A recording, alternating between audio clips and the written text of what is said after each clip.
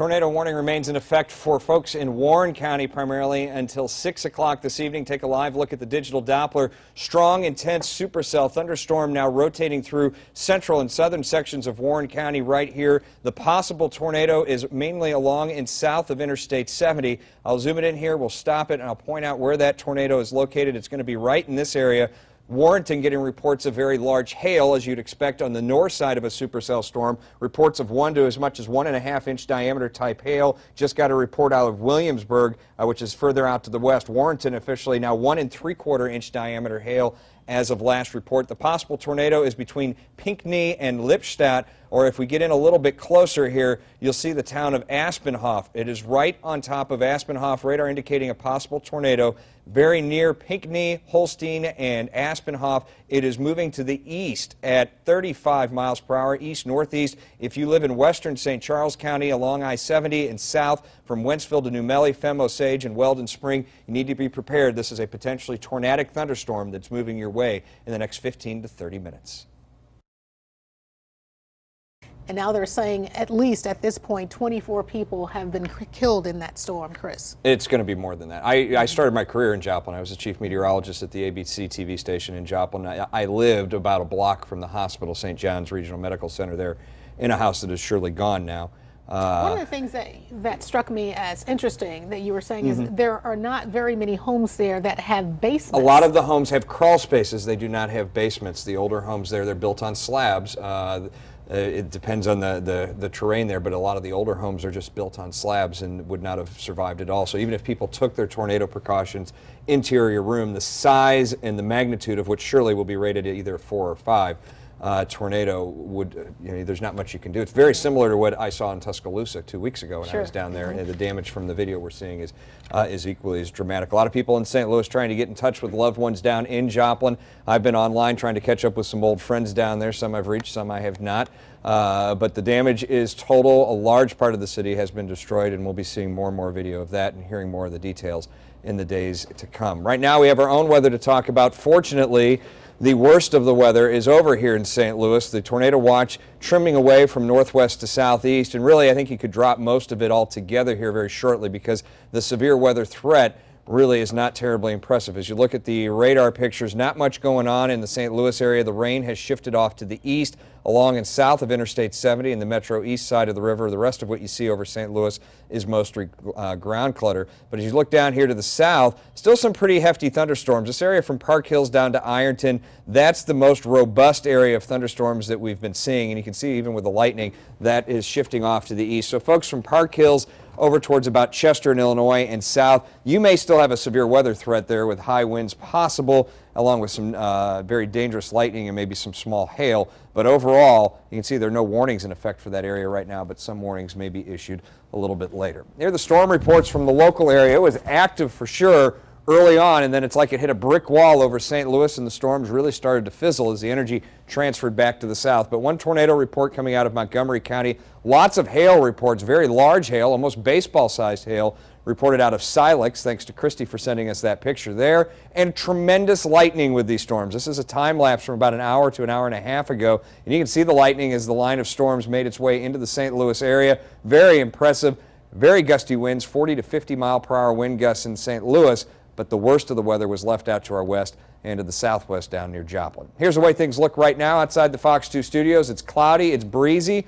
West-southwest winds at 8, 66 our current temperature. The high today was 87, the low 64, the normal 78 and 59 degrees. You can see the initial wave of thunderstorms move through, then it fizzles out, energy transferring down here to the south and southeast. Again, areas along and south of basically the Kaskaskia River in Illinois and from about St. Genevieve County to the south of Missouri still under the gun for the potential for at least some isolated severe weather. This frontal system, though, as it moves through, is going to stall and go west to east, which is not good. It means the threat for storms is going to be around for a good part of the upcoming week. More severe weather and maybe some flooding on the way as well. 68 degrees, the overnight low tonight. Thunderstorm chances will be winding down after midnight. For tomorrow, mix of clouds and sun. It's warm and humid, increasing threat for thunderstorms in the afternoon. South winds at 10 to 20, some severe, some with heavy rain possible. And you can do it again Tuesday, Wednesday, and probably into Thursday as well. Temperatures will be in the 70s and low 80s right on through the middle of the week. Shirley?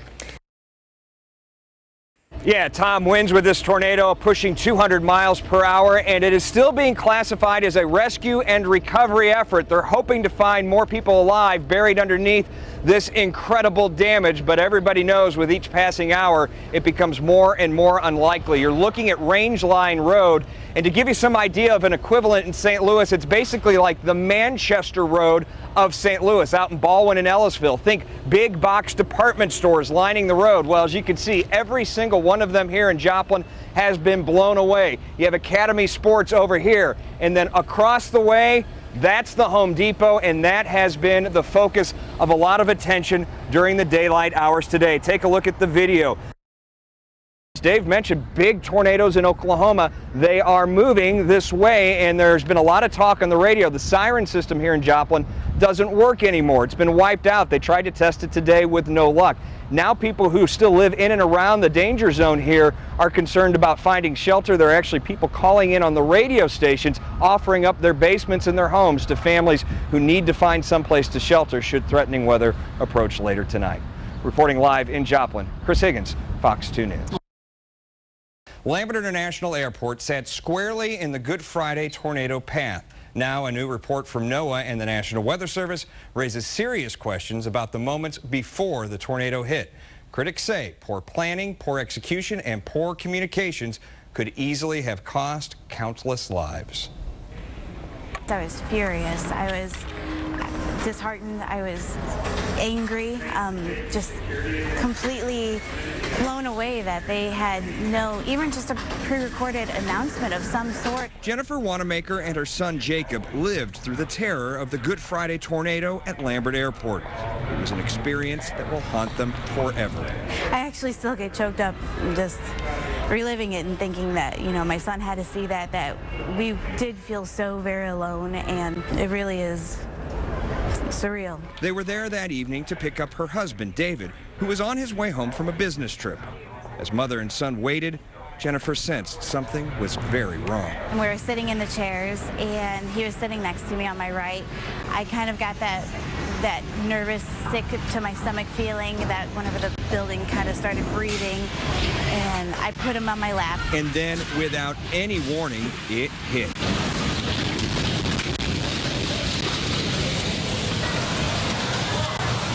The doors actually flew off hinges and had hit people, and there's a gentleman that had a gash on his head that he had gotten hit by, I guess, glass from above. A woman had gotten her nose broken from a door that had blown in, and then a gentleman sat down next to me. He actually ended up getting hit by debris and falling on the ground, bleeding from the head. There was chaos and confusion everywhere. Just one moment ago, I walked down the hallway and everything seemed put together, and next thing you know, it was all everywhere, just completely destroyed. Meanwhile, across the airport in Terminal 2, Janet Rayburn and her husband were returning home from vacation when panic suddenly swept through the crowds. I heard shouting, a few people crying in tears, and then again men shouting. As the people all came down, they stopped for a moment, and then you heard somebody yell, "There's a tornado." And then, of course, you could see the surge of people coming from the main level down to the ground level. Somebody yelled, "Get back, get back to the wall." Was there any indication from anybody that there was a threat that anybody in the airport needed to be concerned about? Oh, no. No, nobody mentioned anything about the weather. The airport has to be accountable for the safety of the passengers. Obviously, that is part of their goal as a service. Following the Good Friday tornado, NOAA and the National Weather Service conducted a complete assessment of the events here at the airport, and they've just recently published this report. Inside, there are some startling revelations. They found that, quote, preparedness activities and action plan procedures for Lambert St. Louis International Airport were minimal and ineffective for this event. The report goes on to cite the airport authorities along with the airlines for failing to give any warning to passengers about the imminent threat of the tornado. I told Katie, my girlfriend, I said, this isn't good. There's a tornado coming in. St. Genevieve, Missouri police officer Kyle Weiss agrees 100% with the report. He and his girlfriend were not allowed inside the terminal to seek shelter because they'd parked their car in a no parking zone when the sirens started to go off. There was a tornado coming. There was sirens that had been alarming for several minutes. I mean, this was audible. At our position at the door of the airport, the tornado siren had been audible by the employees of the airport, and they still refused us service, letting us go in, telling us we had to move on. Officer Weiss says it's clear that none of the airport employees had any idea they were in danger. We don't know what's going on. The people inside didn't know what's going on. I think that whenever we contacted the personnel at the door, that we should have been escorted to a safe shelter. So why weren't they? It turns out the Airport Operations Center was completely unaware there was a tornado on the ground heading straight for the airport. This despite the fact that the National Weather Service warned of a confirmed damaging tornado moving in that direction some 34 minutes before it arrived.